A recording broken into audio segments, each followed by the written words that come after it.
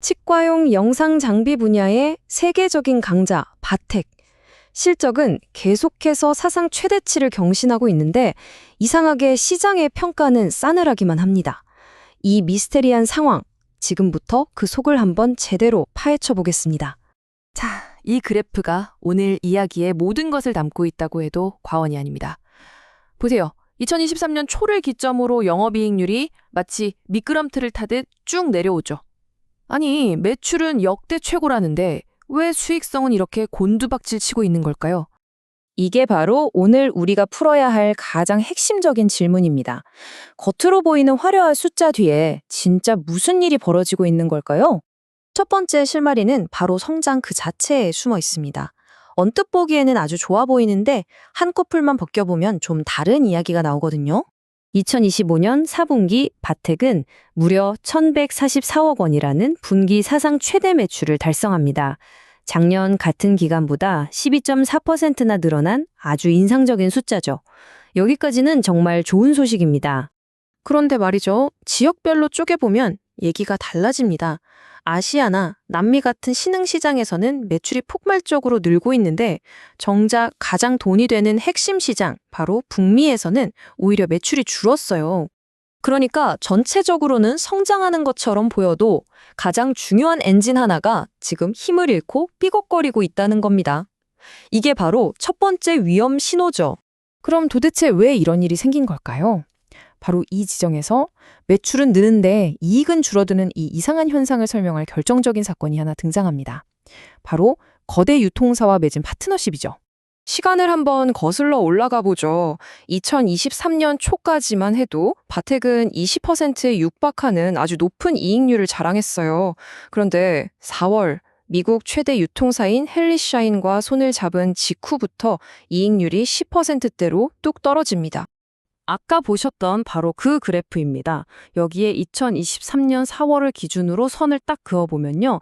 파트너십을 시작한 시점과 수익성이 급락하기 시작한 시점이 정말 소름 돋게 일치하는 걸 볼 수 있습니다. 이게 바로 지배력의 대가입니다. 미국 시장 점유율을 단숨에 35%까지 올릴 수 있는 엄청난 유통망을 얻는 대신 예전에 직접 팔면서 누렸던 그 높은 마진을 통행료처럼 지불해야 했던 거죠. 한마디로 높은 수익성과 시장 점유율을 맞바꾼 겁니다. 전략적인 선택이었지만 문제는 이 선택 때문에 회사의 이익 체력이 거의 반토막 나버렸다는 거죠. 자, 그럼 이제 이야기의 초점을 수익성에서 회사의 재무 상태, 그리고 더 나아가 주주들을 대하는 태도의 문제로 한번 옮겨가 보겠습니다. 이게 또 다른 핵심이거든요.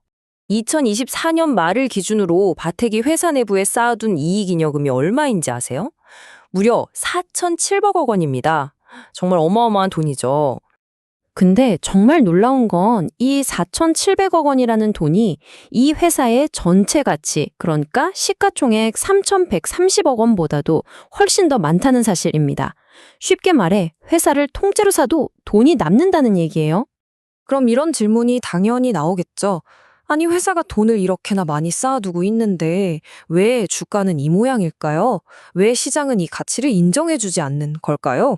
한 리서치 기관의 분석이 이 상황을 정확하게 짚어냅니다. 한마디로 시장이 바텍의 주주에 대한 태도에 실망해서 벌을 주고 있다는 겁니다. 돈은 벌어서 회사 곳간에만 쌓아두고 주주와 나눌 생각이 전혀 없으니 이 기업의 가치를 제대로 쳐줄 수 없다는 거죠. 숫자를 보면 더 명확해집니다. 배당 수익률은 고작 0.5% 수준으로 아주 짜다고 할 수 있고요. 자사주 매입은 아예 한 적도 없습니다. 바로 이 인색한 태도가 시장의 불신을 사는 두 번째 핵심 문제입니다. 하지만 이야기가 여기서 비관적으로 끝나는 건 아닙니다. 이런 문제들에도 불구하고 시장에 다시 바텍을 돌아보게 만들 명확한 반등의 열쇠들이 분명히 존재하거든요. 희망적인 동력은 크게 세 가지입니다. 첫째, 마진 높은 신제품이 유럽 시장에 본격적으로 풀립니다. 둘째, 코로나 때 많이 팔렸던 장비들의 교체 시기가 다가오고 있고요. 마지막으로 그동안 투자만 했던 신흥시장 법인들이 이제 돈을 벌기 시작했다는 겁니다. 즉, 사업 자체의 회복 가능성은 아주 높다는 거죠. 실제로 전문가들도 이런 긍정적인 신호들을 반영해서 2026년쯤에는 영업이익률이 13% 수준까지는 회복될 거라고 보고 있습니다. 이제 바닥은 찍었다는 신호로 볼 수도 있겠죠? 자, 그래서 다시 처음에 이 그래프로 돌아왔습니다. 결국 모든 건 이 꺾였던 선들이 다시 고개를 들고 위로 올라갈 수 있느냐에 달려 있습니다. 사업이 회복될 거라는 시나리오는 꽤 명확해 보입니다. 그럼 이제 마지막 질문을 던져보겠습니다. 실적은 좋아질 겁니다. 그런데 이 회사의 진짜 가치를 제대로 평가받기 위해 꼭 필요한 마지막 퍼즐 한 조각은 과연 무엇일까요? 그건 숫자가 아닙니다. 바로 주주들과 함께 성장하려는 회사의 태도, 그리고 의지입니다. 모든 데이터와 전망은 사업의 반등을 가리키고 있습니다. 하지만 과연 바텍은 이익률 하락이라는 상처를 딛고 주주를 향한 태도라는 마지막 퍼즐 조각까지 맞출 수 있을까요? 이제 시장은 그 대답을 기다리고 있습니다.